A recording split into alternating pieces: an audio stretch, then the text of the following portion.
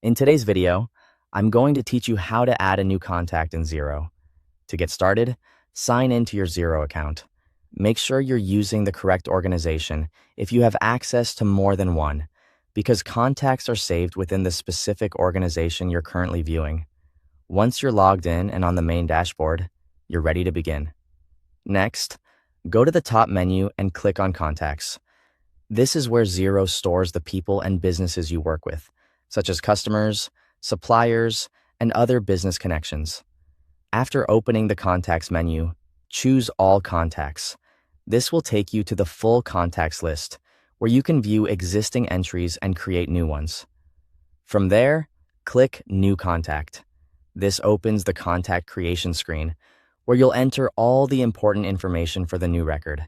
The first thing to add is the contact's name. Enter the name carefully, since this is how the contact will appear throughout Xero in invoices, bills, and reports. It's a good idea to use the official business name or the most recognizable name for the contact to avoid confusion later.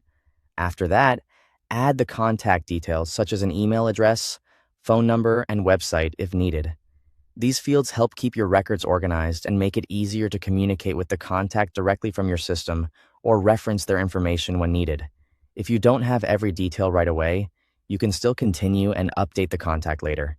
You can then add address information, including billing and delivery addresses if required. This is especially useful if you send invoices, ship products, or need accurate address records for documentation. Be sure to enter the address in the correct section so the information is used properly in transactions and correspondence. If applicable, move on to the financial details. This may include tax information, payment terms, or account-related details. These settings can be important for streamlining your bookkeeping and making sure the contact is set up correctly for future transactions. If your workflow requires these details, it's best to enter them at this stage so everything is ready from the start. Before saving, take a moment to review the contact information. Double-check the spelling of the name, the accuracy of the contact details, and any financial or address information you entered. A quick review now can help prevent mistakes later. Once everything looks correct, click Save. Your new contact will now be added to Xero and available to use in your records and transactions. Thanks for watching.